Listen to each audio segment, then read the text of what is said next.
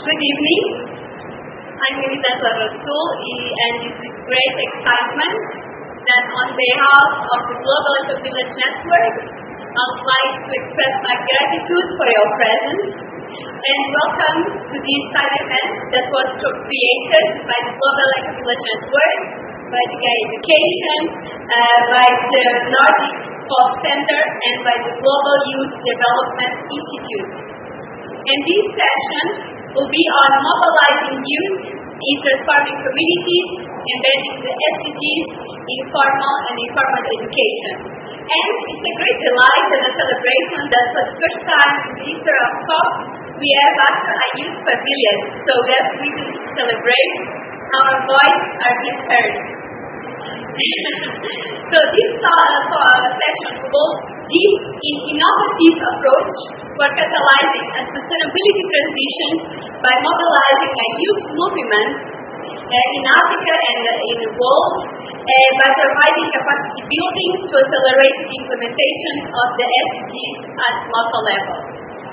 And to start with, I would like to introduce our first finalist, Clarke, from the Gaia Education, and we're going to talk about an innovative project on climate change, the SDGs in Africa, with many other organizations, and Daniele Owiredu from the Global African Student Union is going to also speak as a partner organization on this project.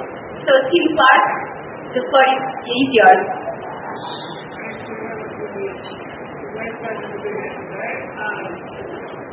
I'm going to say a few words on the Gaia Education and then explain this particular project, climate change, and the SDGs for Africa, which originated from last year's COP26 in Glasgow.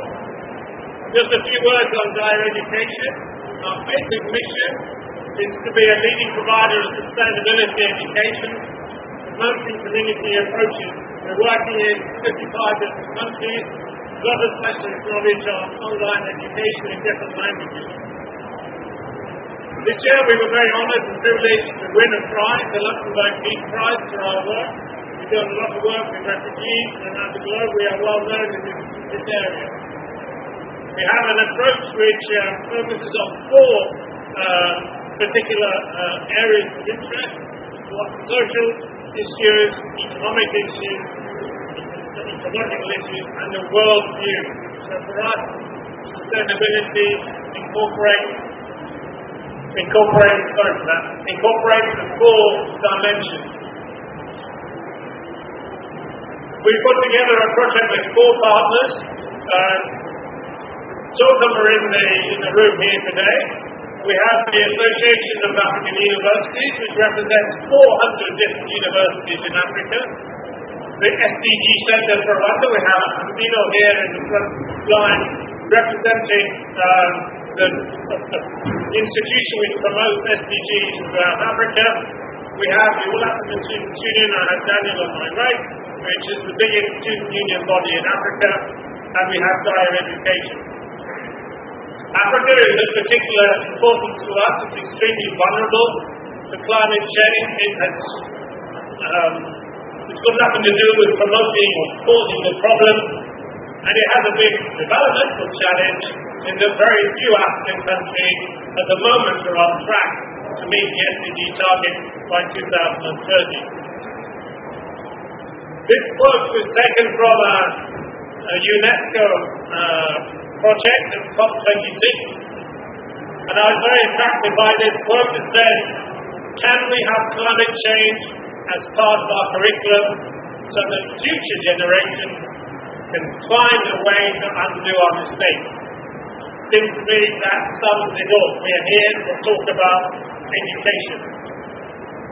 And there was a very important event as well at COP26, a joint declaration of education and environment ministers that committed themselves to, quote, "the integration of sustainability and climate change in formal education systems, including as core curriculum components, guidelines for teacher training, examination standards, and multiple levels for institutions." This is the first time that ministers have made such a strong declaration that education has to be the centre of this process.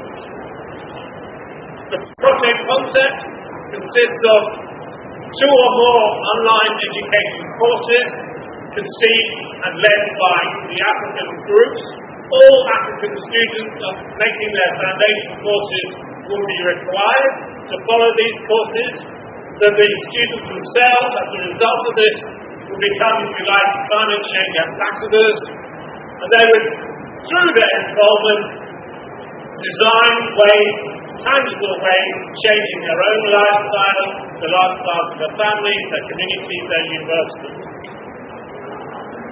The Association of African Universities, who sadly can't be here today, put together a group of 12 so-called pioneer champion universities. There's a list of them on the screen in front of you, taken from across Africa, who will be the test case for these online courses.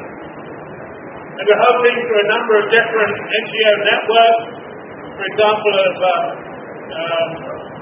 the Race to Zero, the NGO Awareness Program, sorry, I'm speaking with a slide, the African Climate, Youth Climate Hub, the Global Ecovillage Network, which is represented here, and others, Campaign, the African Youth Initiative, the All African Students Union, the Nordic Folkecenter, all of these organisations we want to work closely with to make this happen. And here, with any luck, I have a presentation by video from the SDG Center for Africa. I'm hoping the pianist in the back of the room will hit the right button.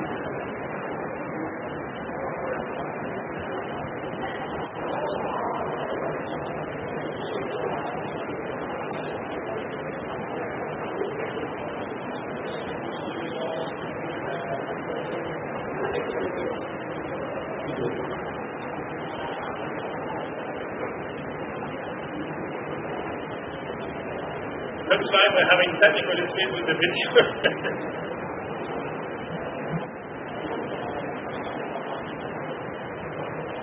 Okay, I think we should better pass on.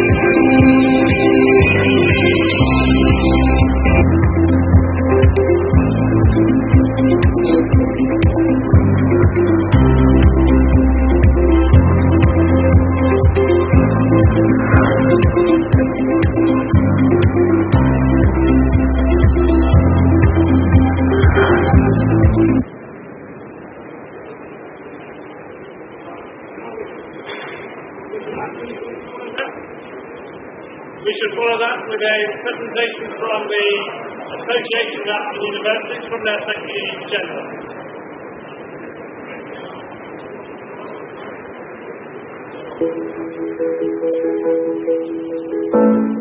I am Professor Olushola Oyewole, the Secretary General of the Association of African Universities in Accra, Ghana. I'm glad to bring this special message on the occasion of the COP27 that is holding in Egypt at this particular time. I bring you greetings from the over 400 university membership of the Association of African Universities. I'm happy to note that one of the major decisions taken in Glasgow last year at COP26 was the need to empower universities all over the world as agents of climate change mitigation. I'm glad to note that we have recognized the important roles that universities in our various nations can play in helping to educate their communities about climate change and its effect upon our society. Let me mention that climate change is now with us. We are hearing stories, and indeed we are experiencing cases of increase in temperature. We are experiencing cases of flooding in many communities. It's now very clear that every country will need to change its ways. Nearly every activity in modern life involves releasing green gases. Today, we now need to produce energy without releasing any more greenhouse gases. We need to invest more in clean energy. Ladies and gentlemen, the world needs to be prepared for the changes that we have to make. Indeed, our youths need to be educated about the changes that we need to make now for them to have a future that's not affected by climate change. Education is very important about the climate change effects, and we need to educate our youths about climate change. As the apex higher education organization in Africa, the Association of African Universities is committed to raising up informed youths of Africa. Our program is to ensure that every young person that passes through universities in Africa is not ignorant about climate change and the implication of our activities on our environment. Ladies and gentlemen, we are recruiting climate change and climate champion universities in Africa for the task ahead. Our plan is to ensure that young people who pass through our universities are educated about climate change and how to mitigate against it, and what they need to do so that we will not have continuous effect of climate change in our environment. We believe that these young people are very critical in educating their local communities about climate change. Ladies and gentlemen, we feel that the task ahead involves engaging the youths of Africa, and the Association of African Universities is available to lead this task. I look forward to our development partners to support AAU climate change program. Thank you very much. So, thank you very much to the Secretary General of the Association of African Universities. We have so far made a lot of progress. We produced the concept paper, we've defined our goals, we've associated the Pan-African network, we've developed African champion universities to take the lead on this. We've been, our partner, thanks to me, Daniele, to the All African Students' Union, have developed a survey, which maybe he can talk about in a moment, trying to find out what the needs of African students are, and we've agreed a timeline for implementation. Our next steps are defined. Funding for the pilot phase to reach 100,000 students, the champion universities to co-create these courses, a pilot course, set of pilot courses rolled out in 2023, monitor what we've achieved, lessons learned, adapt, and secure additional funding to go even further in 2023 for eventually educating 20 million African students to become climate change ambassadors. Thank you very much indeed for listening to this presentation. We have the slide on that point for further information if you'd like to find two, all three of them on the slide in this room. You have Basil right in the back with glasses, white shirt. You have Antino here from the SDG Centre for Africa, and we have Daniele here from the ASU. Thank you very much indeed.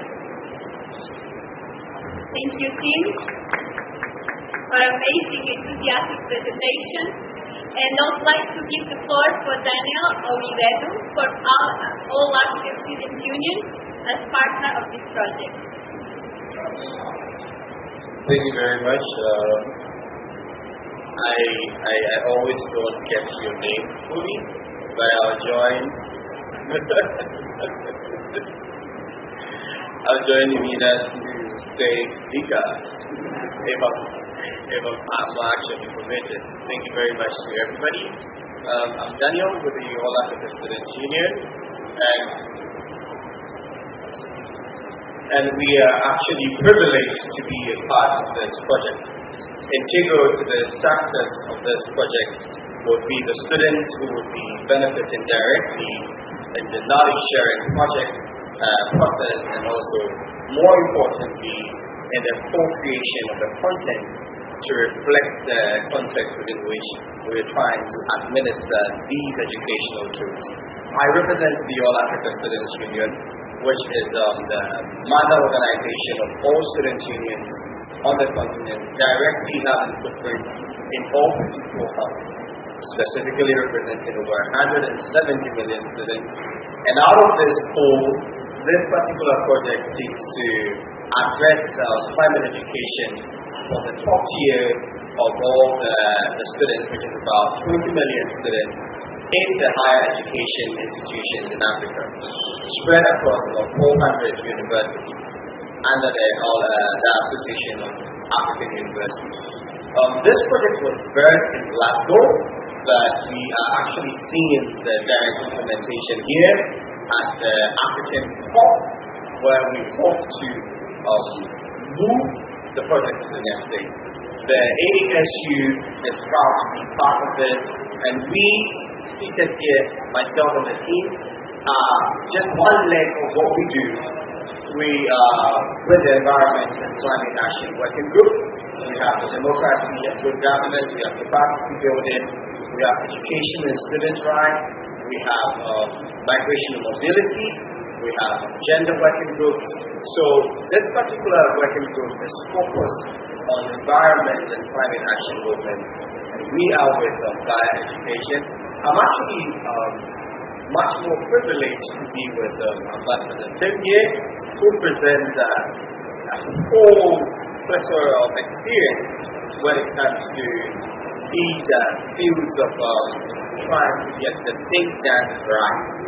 And there could be no other platform to have launched this project than here at COP27, where it really matters. If we're really going to talk about the implementation, then it is this COP. If we're not looking for the money to implement it, we have the students here. We have over 170 million students on the continent to actually talk. We have that access to them, and we all are here to actually witness the birth of something that has not happened yet on a continental scale, being actually piloted here. So the beauty of this project is that Africa is beginning it, and we were sitting around a coffee table, and we had a colleague negotiator from Belgium, and she passed this comment. Once your footprints are already there in Africa, could you extend it to maybe Europe, so we could also have a climate education project that is compulsory for all students in Europe, devoid of the sciences, but you can have somebody actually studying business, somebody actually schooling in the social sciences, somebody actually doing art, but it's mandatory for you to know something about climate change so that we can get everybody on board. So it wouldn't be just the work of people who love nature and science students, to actually carry the climate action work to the various corners of the earth. So it becomes an all-encompassing work. And so when we go down to the grassroots, and climate communication will no longer be a thing for the politician and the academician, but the students will also go down to their homes and tell mommy that this is what we think we could do at the household level to actually help mitigate, adapt, or build more resilient communities. This is the future, and we believe that climate education will set the ball rolling right at the grassroots and possibly topple over to the top. We are privileged to be a part of this, and we bring you greetings from the Secretary General of the AAs. Thank you.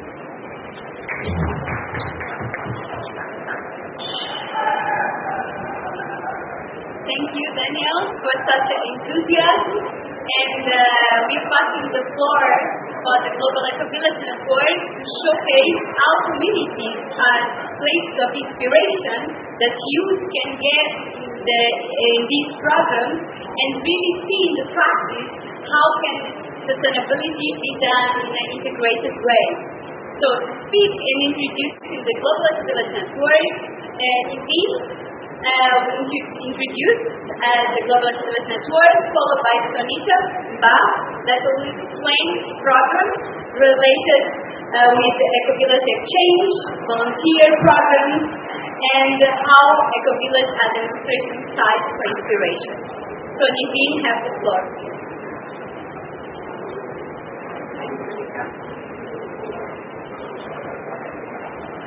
So I'm here proud to be present at the COP27. Me and my colleague also Sonita, she's one of the founders of the Global Ecovillage Network together with Elisangela. So the Global Ecovillage Network is mainly capitalizing the potential of communities for a regenerative future. So we are speaking the language of communities. Here in the talk, as in every talk, we have a global issue, which is the climate change. The greenhouse emissions are rising in the atmosphere at alarming rates. Natural disasters are happening along the globe, and more frequent sea levels are rising.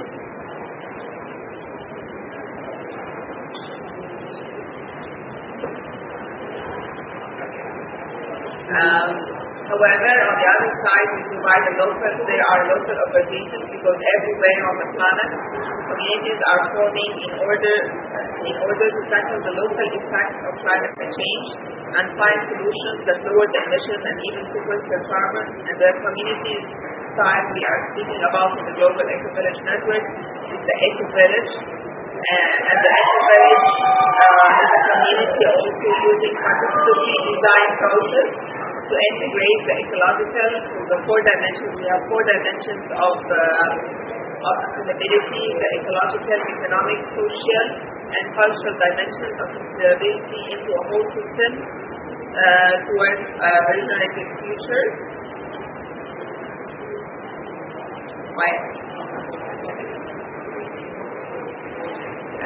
So the Global Ecovillage Network was formed in the 1995. With a consultative status with the United Nations,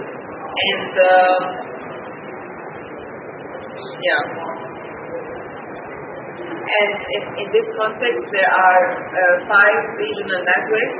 So there is the GENA, which is the Global Ecovillage Network of North America, Europe, Genua, and Casa Latina, and here we are speaking of Gen Africa, which is the Global Ecovillage Network of Africa. It was founded in 2012 in one of the biggest ecovillages in Egypt, which is Pagani. It was founded in 2012 with a group of pioneers who came together and we made the strategy for them. And actually, because Senegal has already at that time had a plan for making 14,000 traditional villages to convert them to ecovillages, our main office was formed in Senegal.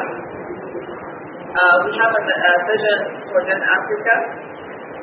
We envision the re-emergence of a sustainable and abundant Africa. Currently, we have national, and sub-regional networks in several countries.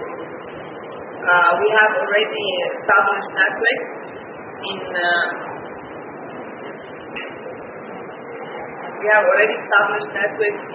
Senegal, in Congo, in Ghana, in Rwanda, Mauritania, and we even have a sub-regional network which is covering the West Coast, Sahel network. We also have networks which are in registration process, which is Gen Cameroon and Gen South Africa, an emerging network in Egypt, Algeria, Togo, Gambia, and Burkina Faso. So we can show the map. There is a slide for the map showing the distribution of the local networks, the regional networks, and also the eco-villages. So we can see that along the continent we have eco-villages distributed along more than 30 countries they have, which are already measured in Gen Africa. So I'm sure there are eco-villages in more countries, but these are mainly the representatives that are already acknowledged in Gen Africa as eco-villages. We also work through several programs, educational programs. So we work through the we have youth mobilization programs. We have also introduced the Pan-African Eco-Village Development Program, which is a program for upscaling eco-villages in the national plan. So we want to include the eco-village model in the national plans of the countries for the development of the SDGs and the 2030 and the 2050 plans of the countries. We have projects for the greening schools, which will be explained in detail by my colleagues. We have also projects which are the River of Life project, which is a project that allow the empowerment of women. We have twinship programs, and this is like a twinship between an eco-village in the south and eco-village in the north. So we have currently now an eco-village in Senegal in twinship with another eco-village in Italy, in Damon in Italy. We also have other programs, consultancy programs, and several other programs running in Africa. So I can show like past examples of the eco-villages which we introduce as learning centers.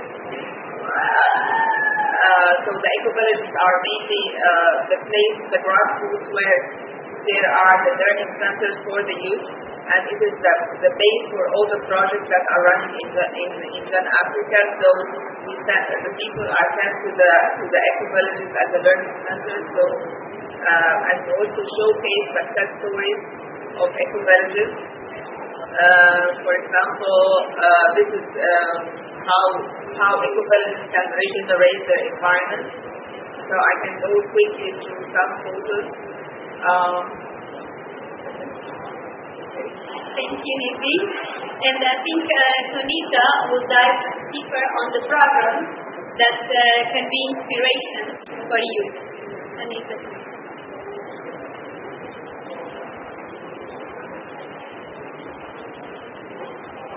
Thank you very much, Lika, and I wonder who is pushing the PowerPoint presentation. However, I want to share with you today mainly about the different projects around youth. And the project, the first project I want to share with you is about Ecovillage Youth Exchange. And if you can push the PowerPoint onto Ecovillage Youth Exchange. And with Ecovillage Youth Exchange, this is a project in partnership with communities in Africa and communities and projects in Europe. So young people working together mainly on the theme of racial social justice, youth empowerment, and sustainable communities. And it's mainly financed by the German government. And the main idea is that young people come together to work in collaboration to resolve the issues that we have identified as the challenges that we're dealing with today. And most importantly, because in the COP, we say that we are going to implement, but who is going to implement? When we are in a society where more than half of the population across Africa is young people, so of course young people are going to implement. But where are the young people sitting at the table? So it becomes even more and more crucial to empower young people so that young people start to take the change that needs to happen, and that young people are actually given a seat at the table to make those changes. The next project that I would like to introduce you to, and unfortunately the slides aren't working because I don't have access to them, so I just speak to this project. And the next project that I want to share with you is about greening schools. And greening schools in communities is a project that is currently across 6 African countries. And we've developed a curriculum, so it's a toolkit that schools can use, but also national government. And currently in Zimbabwe, the national government adopted this approach of working with schools, and it uses the integrated land use management practice. So it's transforming school grounds into lush environments so that young people and students and kids start to experience and live in more healthy school environments. And they're slowly transforming them into their community. So the kids go home and they explain about these processes to their parents. The last project that I want to share with you, you have to keep going until, because these are, I'm talking to the technical team in the back, there's this Trustee. So the last project that I would love to share with you is mainly about the African Ecovillage volunteer program. And this volunteer program is engaging universities, young people, students, but also engaging universities across Europe to identify spaces for action-oriented learning. So again, eco-villages and communities are spaces that provide a practical working environment because they are already established spaces where young people can learn about different approaches to renewable energy, water management, agriculture development, livestock, and different approaches to dealing with the climate hazard.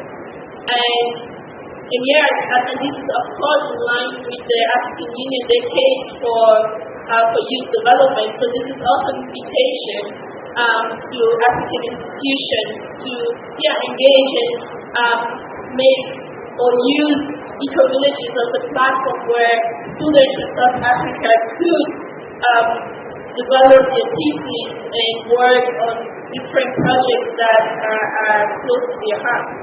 And what is the next thing that we want to do? So I'm talking now about the next steps.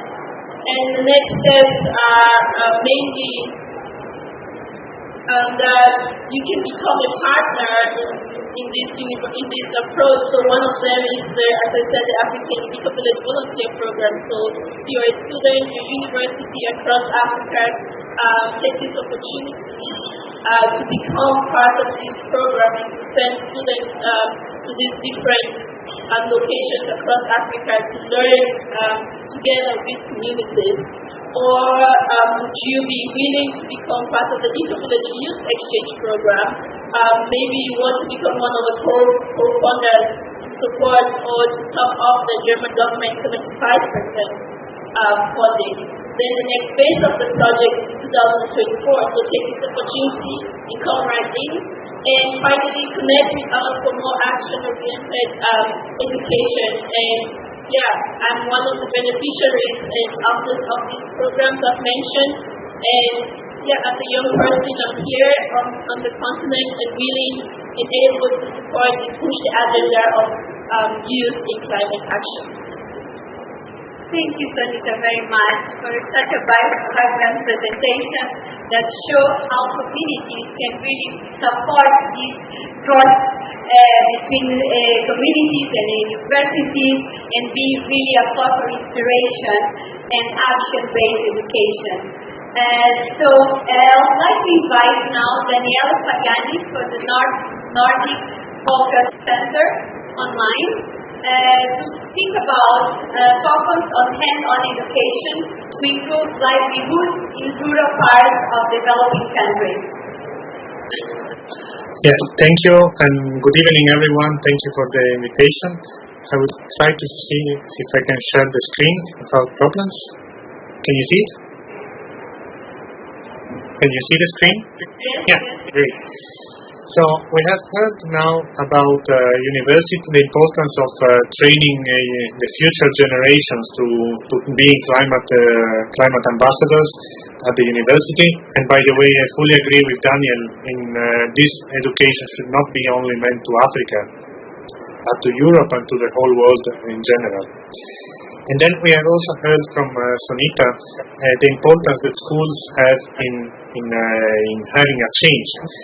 And our presentation is kind of linking a little bit to these both sectors, mainly to the schools part, but also in general to education. So I will just give a short presentation on what is Folkecenter for those of you who don't know it and what do we do. So we are an NGO based in Denmark and in the northwest part of Denmark actually, and we are active since almost 40 years with one main focus, which is turning the world into a 100% powered renewable energy sector, renewable energy world.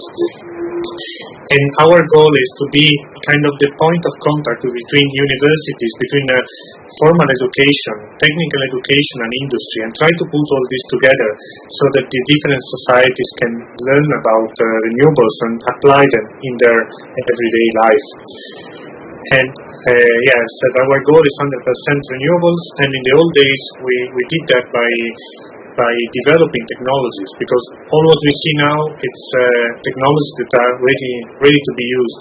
But that was not the case at the beginning. There was a need for a push in development in these technologies. So that was our early task. And then this went on more into focusing on small and medium-sized enterprise support. So helping innovators who have new ideas within the renewable energy sector in entering the market or in testing their product. As you can see, we have different testing facilities for different testing technologies, and that's basically what we do on an everyday basis. And we also organize events, again with the purpose of educating people, from the children from the elementary school to policymakers. All need to have a certain level of education in renewables and in climate change. Here we have some publications that you can see in the slides afterwards when we upload them. But now to link to the previous presentations. So you can see these numbers might be a little bit old, but not much has changed sadly. When we look at the electrification rate in the African continent, we need to go at the middle of the second column to reach 50% of electrification, which is a big problem, of course, because lack of energy is lack of development. The less we have access to electricity, to illumination, and these things that for the Western world they are given, they're like a must, then of course development also slows down. So that links back to working with schools, because we have started a project in 1998 in which we wanted to bring solar illumination into schools of African countries, and mainly Mali, Burkina Faso and Uganda, where we have close partners. So the concept is that PV installation, solar panels are installed on schools. During the day, when children are attending classes, the panels are charging batteries, which are providing then light for the evening classes for adults. And then you can see a picture how the class looks like. So this impact here, the goal of this is to reach 10,000 schools, and we will see later where we are at this goal. But it's not only bringing technology, leave it there, and then, if it doesn't work, well, it's your problem. No, it's actually forming technicians, forming local people to keep the installation running and to do all the required maintenance so that the installation can run as long as possible. Because these installations here, this process was based on, and it is based on donations, basically. So we have had a lot of private donors, like this couple that donated their wedding money to these projects, and as well companies that put in money as a CSR investment, let's say, to finance these schools. But despite all that, from 10,000, that's our goal, we have installed only, if we can say only, 300.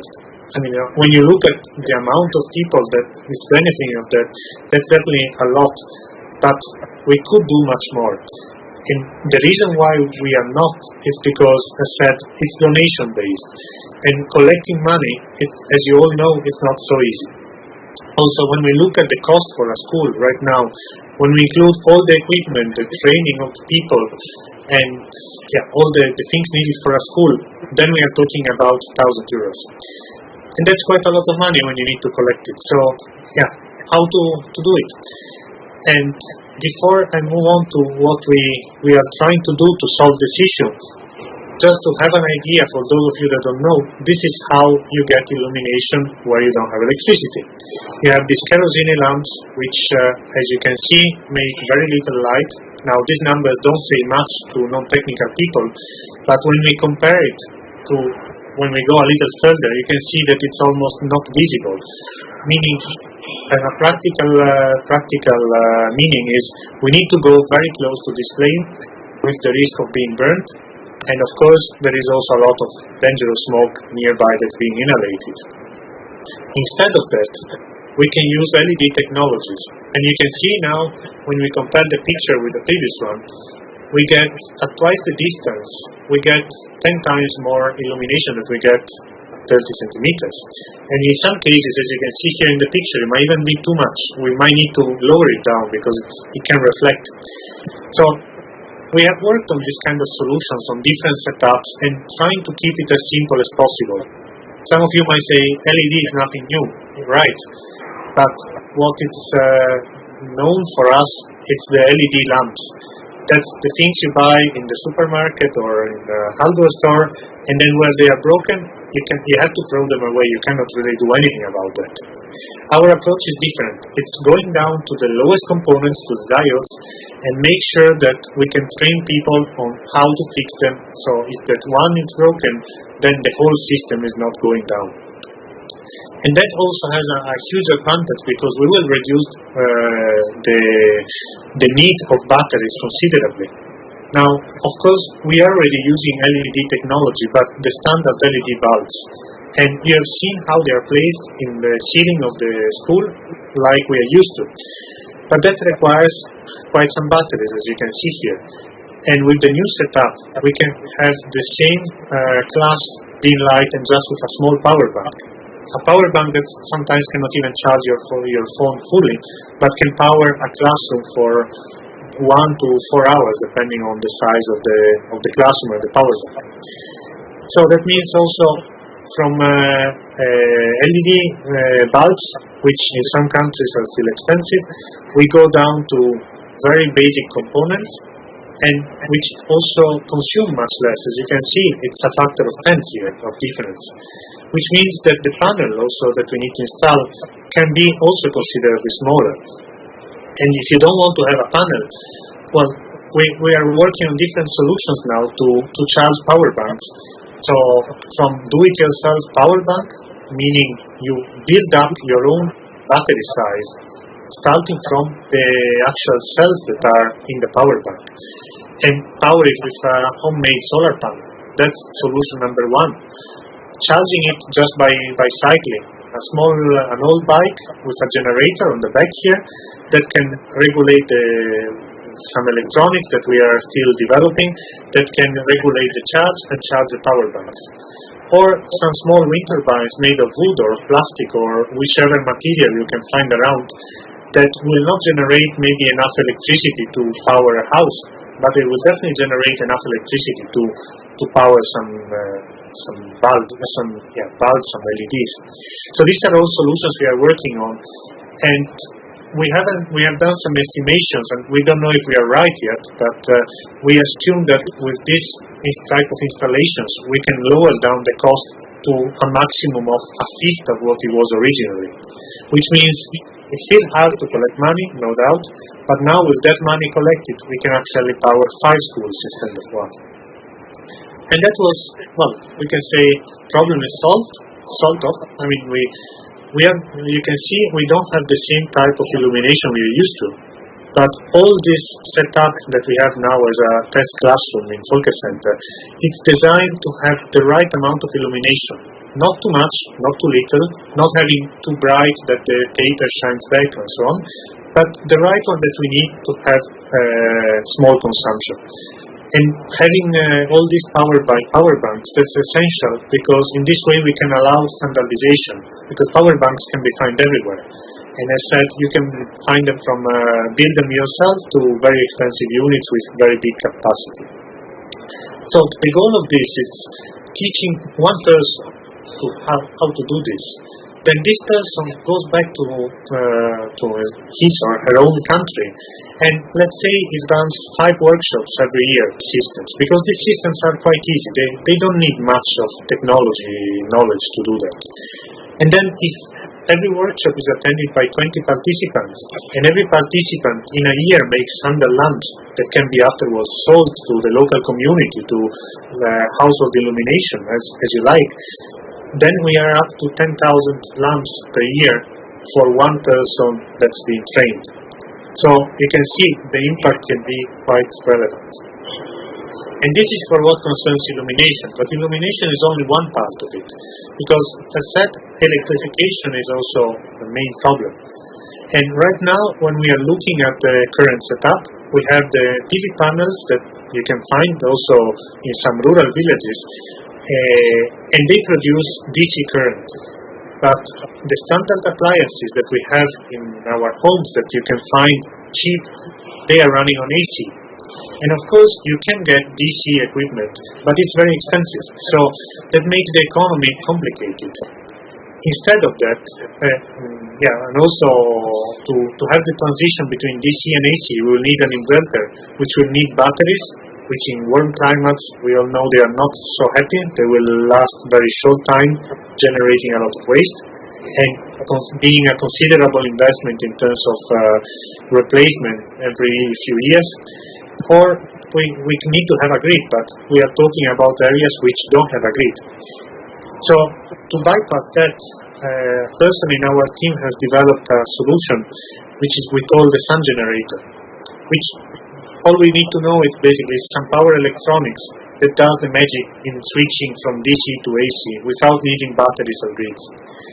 So that means suddenly we can have electricity anywhere in the world as long as we have sun, and we can use that electricity for any standard appliance we can see around us. Of course, there is a limiting capacity, which right now is between 4 and 500 watt, but we would like to develop further also to a 3 kilowatt unit, so that we could actually power any kind of machinery. And that, of course, will make the transition much easier, because when the grid will come also to the local villages, to the rural villages, they will already have the equipment needed. They will not need to switch everything again. And the goal of us, of this event here for us, is to try to promote these setups, because with this device, the sun generator, this is not something we are selling. We are not a business-oriented NGO. What we would like to do is train people in the same way as for the LED, so that they can train other people, and in this way we can try to have a huge impact on the society. And then it depends what will people do when they go back to their local communities, if they will start their own energy shop, as you can see here, or if they will teach other people. That's up to them. But we give them the tools to really leave an impact. And then when we look also at other collaborations we have had with African countries, Uganda, Kenya and Tanzania in this case, we have developed a catalog which is available online at the address available here, where we collect all different solutions, low-tech solutions, which are available already in these countries. So from cooking in a more efficient way, as you can see from this stove here, to all kind of sections. We have different 7 categories with further subcategories. And you can go in and check in the case, download it if you like. You can download the print look like catalog, or you can just download the one that's generated automatically, because this is a live project. It keeps on adding projects, so that we can get the best practices from other countries and apply to our local communities as well. And we have done also something similar with NGOs from Ukraine and Belarus, and that's more on saving electricity and using renewable energy. So it's a little bit more advanced, but that's also, of course, available online for consultation. And then, very last thing, which links me to the next presentation, it's our trainee program. Throughout the years, we have run a program where we welcome young people from all over the world with all kinds of educations to learn about renewable energies and to work practically on that. And of course, there is also some social living together. We build up a family by doing this. But you can see the impact global-wise on, this is only the last 7 years, how many people from how many countries have come to us to be free. I'd like to ask you to wrap up. Yeah, I'm done now.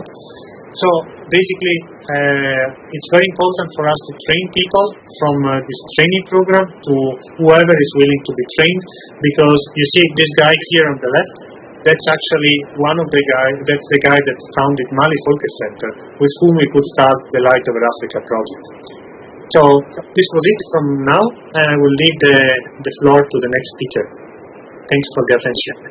Thank you very much, Daniele, for such a clear presentation on how to scale up solutions, starting with power schools and training youth, and creating a strategy to scale up technology in communities. And now, to give voice to our climate champions, from the Global Youth Development Institute, I would like to give a voice to youth delegations, from international youth delegates, to share perspectives in the relationship for youth-led climate action.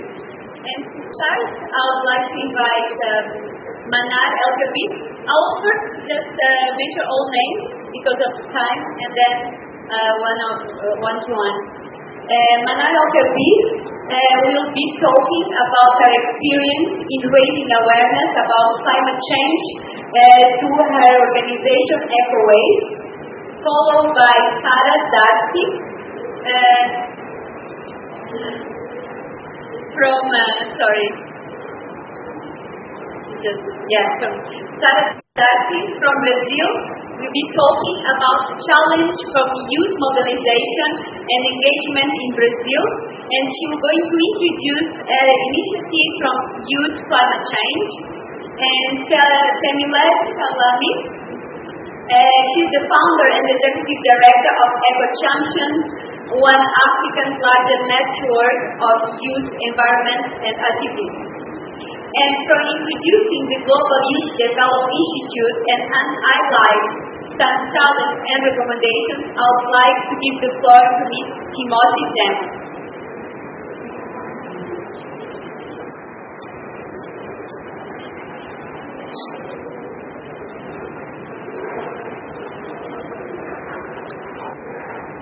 Thank you. Hello, everyone.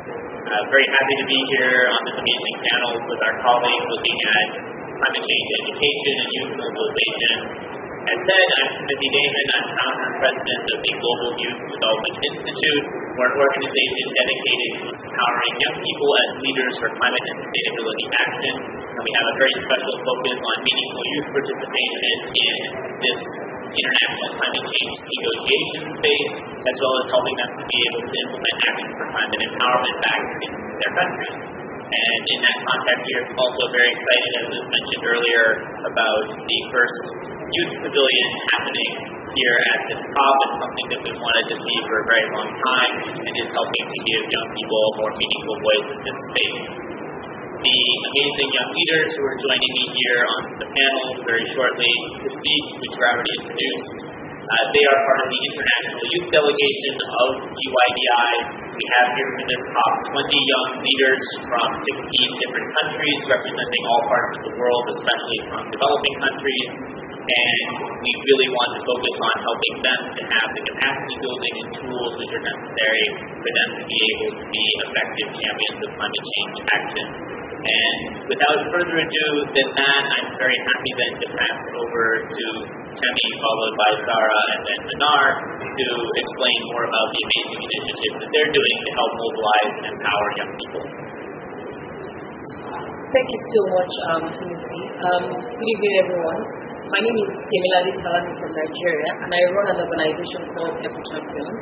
For the past 6 years, I've been working on climate education and trying to bring young people together to also train them on climate education so they can go to their communities to teach climate education. We do this through 2 flagship initiatives. First is our Climate Education Leaders Fellowship. It's a program that combines expertise, mentorship to raise the now and next generation of climate education leaders across Africa specifically. And so far we've worked with 70 young people across 26 African countries, and they've been able to teach other people in their communities about climate education. On the other hand, we also work on adopting schools, and so far we've worked with 3,000 students in Nigeria, and we taught them about climate education, and personally I've written 2 books that are quite specific to the context of Africa to allow children to understand what climate change is in a solution-oriented way.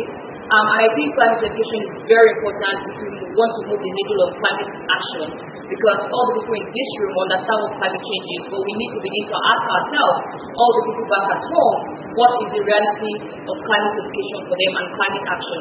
So it's very important that we begin to talk about these things and also put it at the top of our agenda for COP and across different events that relate to climate change. And I think one thing that we all sometimes always exclude from our discussions are teachers, which is very important because there is no climate education without teachers.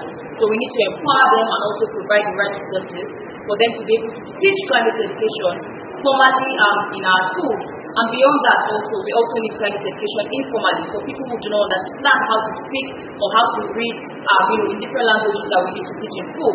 How are we reaching out to the communities around us through community education and local action? So it's very, very important that we put climate education at the center of climate action, especially for regions that are mostly affected by climate change, because we cannot really move forward when it comes to climate action without climate education. All the big words, the big jargon that we use in the space, we need to simplify them for a layman to understand and also join us in the climate action tree. Thank you.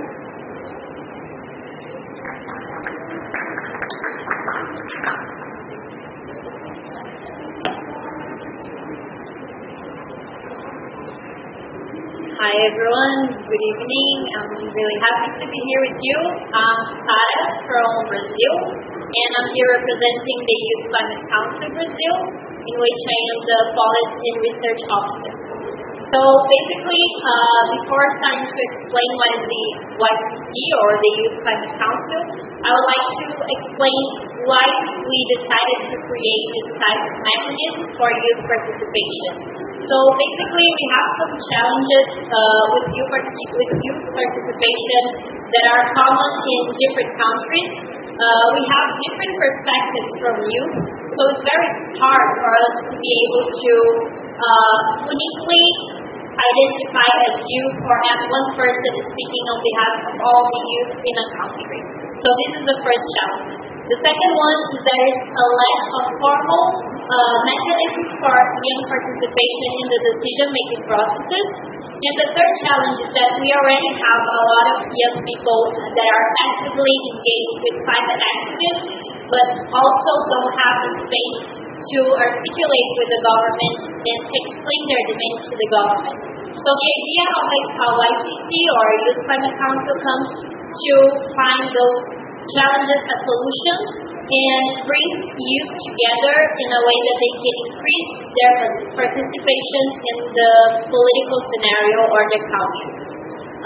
So first of all, in Brazil, we have a different perspective for the youth by the council because of two specific challenges we face. The first one is that we have a country that has continental side, so there are a lot of diversity, and we are also the second challenge under current government that doesn't allow many spaces for civil society participation in general. So we decided to begin with a local level approach. So we are starting the Youth Climate Council Brazil in the city of São Paulo. And the tools we are having to increase young participation are basically public consultations in which we present a law or a statement from the government and how it's going their implementation to grasp what the young people are thinking about it, what are their recommendations, and write a policy brief to deliver to the government back and concise the opinion of young people regarding this subject. We also work a lot with advocacy and lobby, so basically reaching out to parliament and talking to the people in the government, public authorities, to speak on behalf of young people throughout those policy briefs. And we also work with mobilization, so talking to the young movement that is already organized and bringing them together so we can have a full representation of young people in this space.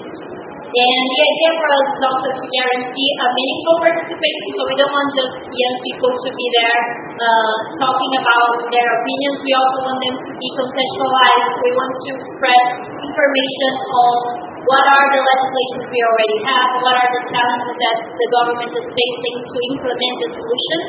So we are working a lot with research to bring this information in a simple way so that young people can actually understand and have a more informed opinion. We also are working a lot with social media as a way to deliver political education to those young people so they can understand the way that the government works and what are the ways in which young people can participate. It's not just the Youth Climate Councils. We have a lot of other mechanisms in our democracy that allows this participation. And we also have the international cooperation as an important tool for the Youth Climate Councils. So the experience in Brazil was inspired by the experience in other countries in Europe, and also the first one that was launched in Africa, that was the YCC in Ghana. So basically we have this network of YCCs, that is the YCC Global Alliance, in which we exchange experiences. And we are going to launch this week a toolkit that is how to establish a Youth Climate Council in our country, because the idea for us is to share the experience we have so far implementing the YCCs in our current countries and context, so other young people in different countries can also understand more about this structure and replicate this model in their countries. And we are having this launch of the toolkit on Thursday, so we are going to have a panel on the Youth Pavilion at 3 p.m. You're all invited if you want, so we're going to share more about those experiences and about the launch of the toolkit. Thank you. Hello everyone.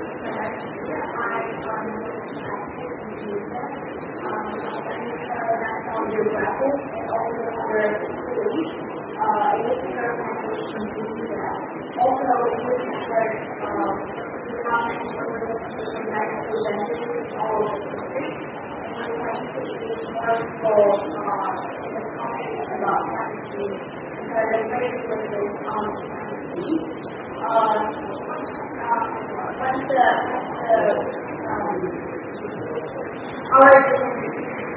raise awareness and also to that will be part of the community in the country on a national and international level.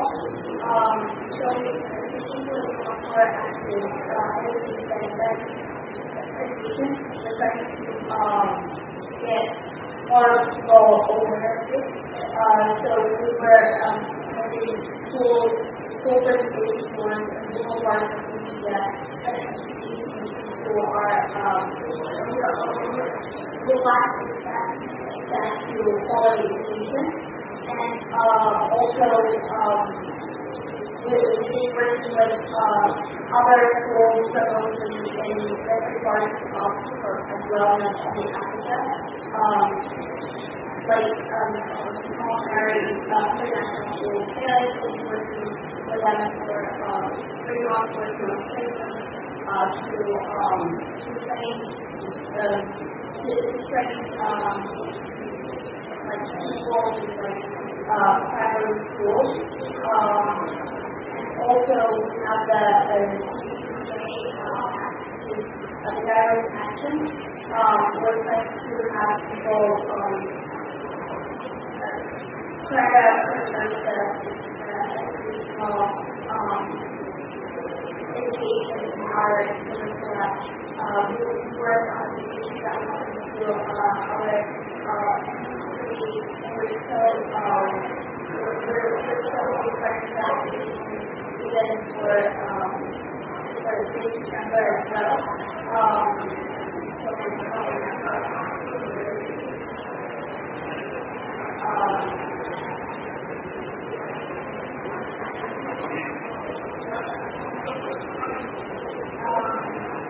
So our position is like to say artists part of the conversation as well. Artists will do environmental rights and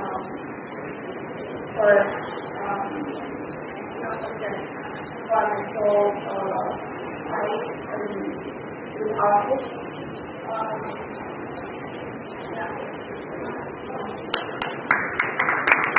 Thank you very much for these inspirational presentations from these youth climate champions.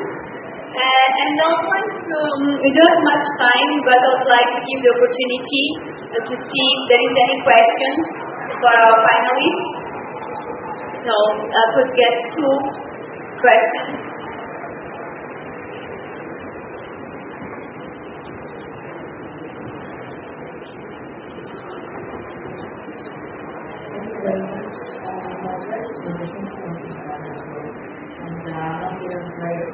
To hear this initiative coming from a lot of African countries and beyond on how to create just a coalition where universities benefit from climate change. I'm from the country, Elboy, that is a local government of youth of climate change. There was an initiative that was launched that is looking at how to take education and be able to start at the secondary school level, to the high school level. So my question is maybe how such a well-being implemented is of benefit to the high school. That is essential because I believe that it's very important for little ones to have the understanding before they get to the tertiary institution.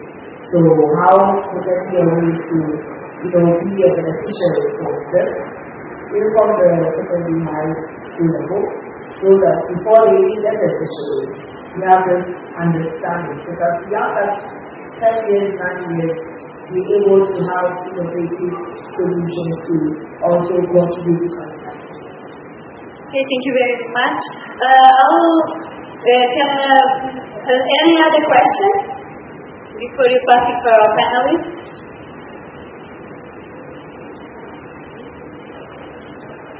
No. So then, any other questions? No. So then I will request Team Sonita and who fills complaint to answer the questions, please.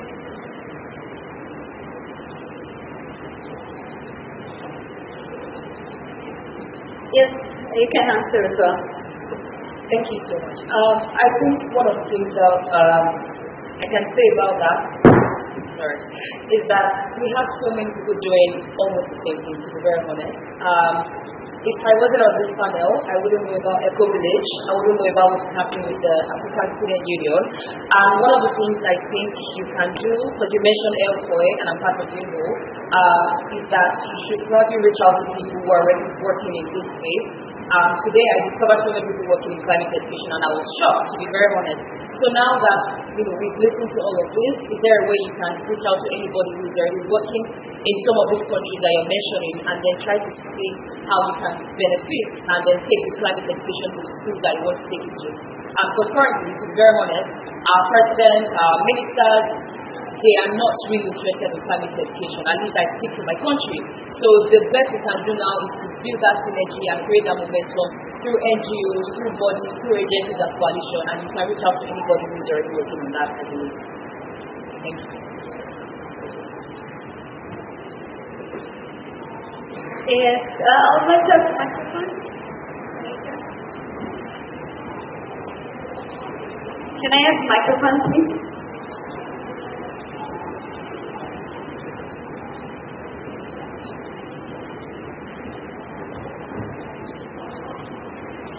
I think that trickling it down to the high school education level would be so much of a challenge. For countries like Ghana, we've been able to incorporate private education formally at the basic level across countries. On my way to Egypt, in Qatar, I met the NFVE youth for Rassul. We had a dialogue. We spoke about what we are doing with Gaia education and AAE Center for Africa. And they simply said they also wanted to integrate climate change education into their curriculum. But this time around, they wanted a South-South marriage exchange where they could learn from the Islamic regime how they are incorporating their various counties. Then we look at what we are doing, catching from the very top. So there is a level of, let me say, we coming from the top, the government coming from the east, because in one way or the other, you realize that the various higher education spaces have a very different way of operating. Some of them because we have direct influence from the government, especially in terms of the content of what we teach. But when it comes to the basic school level and the high school level, most of them have direct supervision from the Ministry of Education and the University, the Ministry of Education has direct control in what actually goes into the curriculum. But when it comes to higher education learning, there are a lot of international standards that have to be brought in from the various schools of thought which are having standardization, let's say architecture, various fields of discipline. So for the high school approach, I think that where you have a majority of the spirit of innovation, which one about Glasgow, from Glasgow, which has this project pushing its backbone. But we can also look at that angle where the ministers of education and the ministers of environment are working together to bring this ministerial innovation, also scale it up from the basic school level and getting it up to the high school level. However, Gaia education, AAFU, Ecovillage, we all are doing the same thing in the same space. And I believe I actually spoke to Sonita in the room and I was like, what can we do? You are doing something incredible. As you can actually scale up what you're doing within our network so that we can reach more people at a faster rate. So that what you have to do now, you go and expect resources to get to new people, reach and have a new territory. So I believe that this platform will be more collaborative in which you will go out with the management.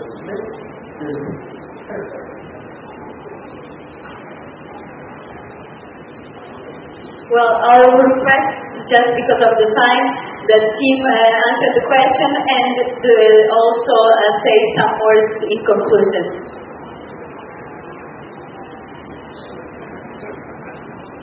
No, every panelist is going to just give some words in conclusion, so starting from Tim. Yeah, I think the question is a very good one. I think as someone who has been involved in development work in Africa for 25 years, and I'm also probably in this room the only grandfather. So I'm very interested in people. I have two grandchildren, one age 9 months and the other 4 years.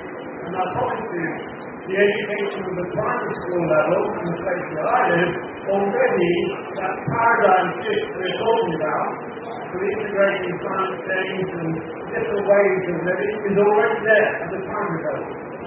In high school, as you mentioned, and others on the panel have talked about greening in school, is happening. It depends very much on the local head teacher and the local teachers that they're able to make it expand across Africa. For us, when we are at COP26, and I see a gaping hole, education is not talked about in a serious way. And I think the call for this paradigm change and using apps and network to make it happen is definitely doable at the level of higher education. It's definitely doable. With the involvement of the Student Union, the Association of African Universities, at a stroke, you can change the way in which people are being educated across the entire continent. Much more difficult at higher school level or lower level. And just, we heard the other day, in Barcelona, they've just decided that all education in Barcelona, in Spain, should be given, climate change issues should be incorporated, integrated in the curriculum across the education world. It's completely doable. It's completely doable in Africa. It's already happening in some countries, in Ghana and elsewhere. So I think we chose to go the higher education route because at the end of the day, youth is at the center of the action. They have to be the change makers. And they have to, at the level of the higher school, they don't have to make it necessary background experience. But as a youth leader, you can make a difference. And it happens. The choice of the people around the state, the active leaders who are actually doing that in their life. And my message really for the Councillor as well is we can do it. And we must do it because actually if we don't have a place, we have to change the way we educate ourselves. We just pass the floor for that, exactly. Yeah, I think I want to look at that's just wanted to say that, the time is so important, and for example, for my country, to me, the climate change in the English subject, and that's great. So the first time I heard about climate change in my ninth grade, it's really not lost to it, but climate should be our priority. And also, one of the things that we want to see is situated, we're trying to mobilize the region to step up and talk about it, is that a lot of reports that we have in our list are from that 2003, 2004, which is not the case right now. And like this year, like every year there is new reports that should be in our education. We should always be up to date with what's going on in the whole world. So that's really, really, really important to have that. Thank you very much. Sorry, but I think the reason why we are here at COP is together for communication. So therefore it's very important not to work as fragments. We want the need to come together so that every institution has to participate. We have to start to shift slowly to how we do the solution. It's not one solution, it's a solution. And many different settings, we have different ways to see different things that we contribute. So the more we collaborate, the more we come together, and the more we come together as civil society, the government, we are able to shift the way our education system has been structured. Proud of the All Africa Students Union, saying that I see a pathway of hope for tomorrow, because we see together this place, youth actually from different backgrounds, different countries, coming together this time around, not knowing what our older generation did to put boundaries to our various territories and trying to divide them, but we rather see the youth coming together without territory, trying to unite for change. That is the hope that we are actually carrying out of COP27, and on the backbone of this hope, we are trying to educate the youth, all the youth, with the needed educational tools and knowledge to find better, more efficiency with that useful assistance, the innovation, and as much as possible, the hope to save the planet for ourselves and the generations yet unborn. We'll, on any day as we have ourselves within collaboration that will yield these results on all fronts. Yeah, on that note, I'm very happy to again say we really, as the Global Youth Development Institute, aim to be global. It's all about uniting young people from all parts of the world, especially on the front lines of climate change, where they're most vulnerable and most in need of support and resources and packages to be able to participate in the space and collaborate together for against climate change.